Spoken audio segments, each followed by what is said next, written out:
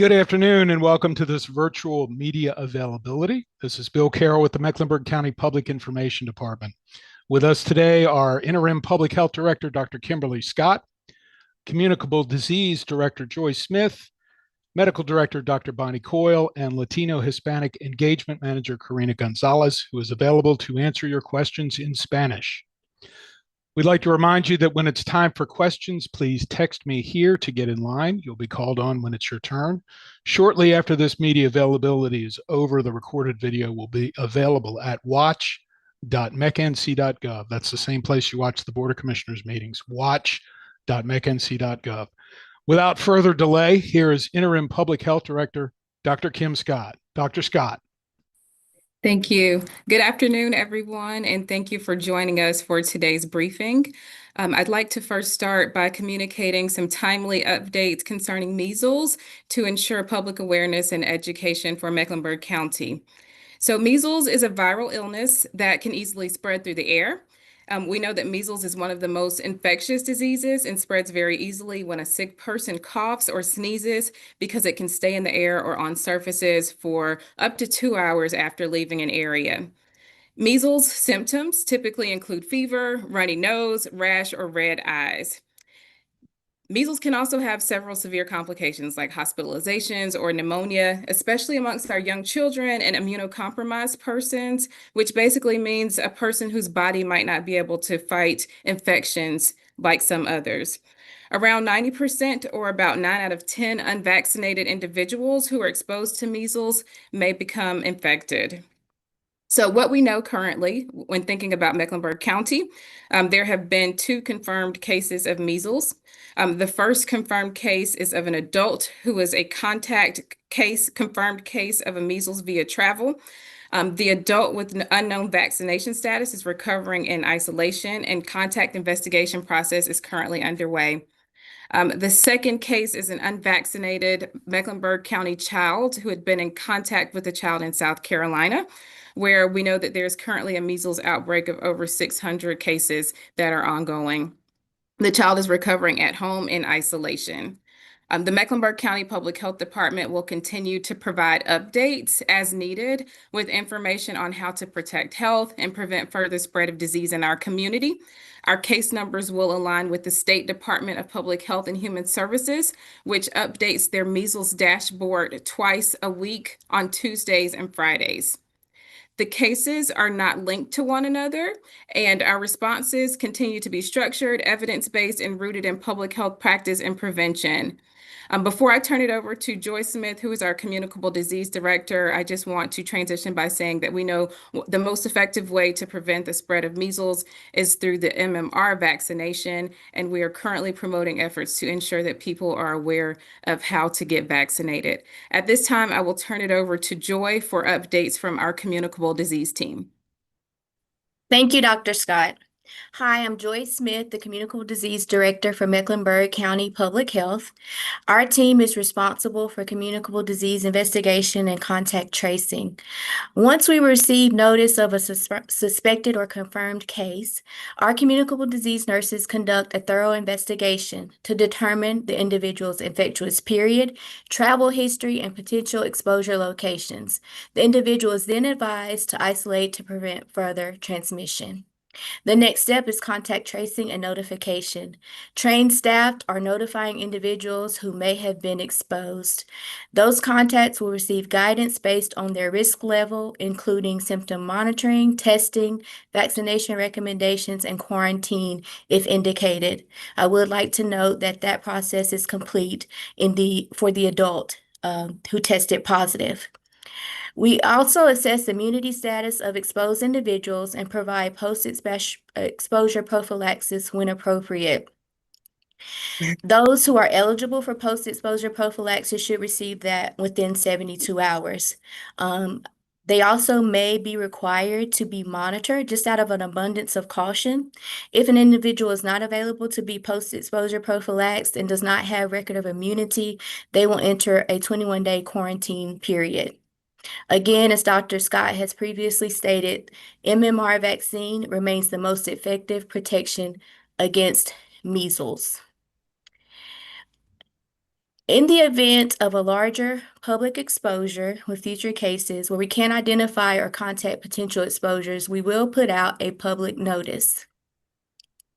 And now I'll turn it over to our medical director, Dr. Bonnie Coyle.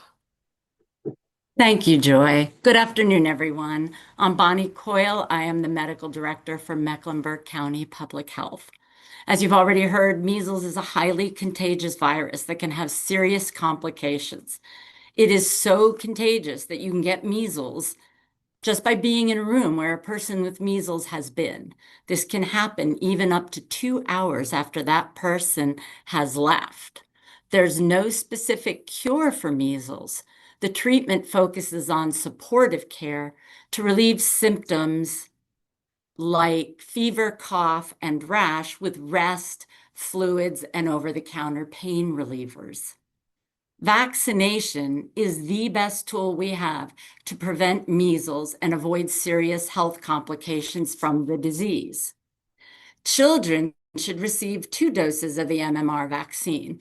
The first dose is at ages 12 through 15 months of age, and the second dose is given between 4 and 6 years of age.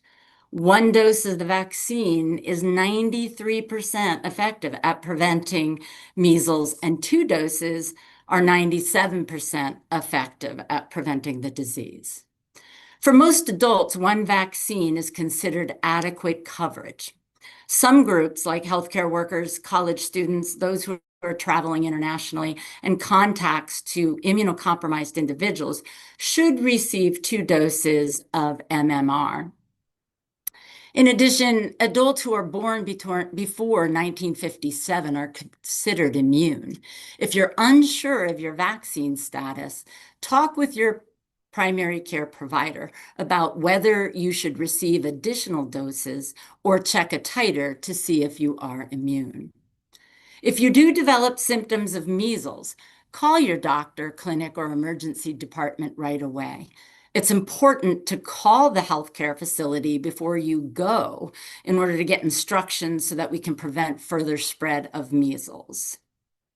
Thank you, and we will now open it up for questions. Floor is now open for questions. Please identify yourself and your media outlet. Otherwise, you can text me through the message function to get in line for questions. Thank you. First question.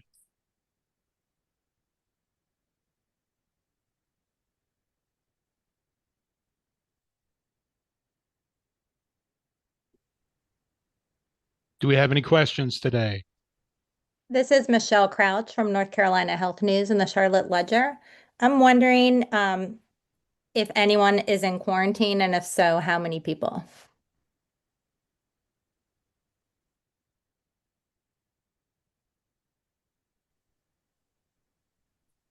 So, Michelle, I think we are still in the middle of contact tracing for the second case, so I don't have that exact information. We could possibly get back to you with that. Next question, please.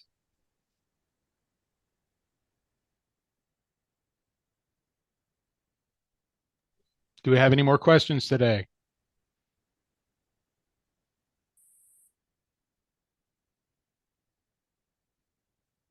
Last call for questions. All right, thank you all very much today. Again, you can watch this recorded media availability at watch.mecnc.gov within the next hour. Thank you all for your attendance. Stand by. We have one question. Go ahead. Sorry, me again with another question. So I know you said you finished the investigation of the adult, and I know you didn't publicly announce any exposure sites. Does that mean that you've been able to contact everybody that you believe was in contact with him, and there's no public site? That is correct, based is on our correct. investigation. And what is the time frame for the investigation of the child's case? How long do you think that will take? So that's going to depend on whether or not there are contacts identified that then again test positive or need to quarantine. We do expect to be working on this probably into next week. Thank you. Thank you for that. Next question. Last call for questions. I thank you all so much for your time. Again, you can watch this content within the hour at watch.mecnc.gov. Everybody be safe and have a good weekend.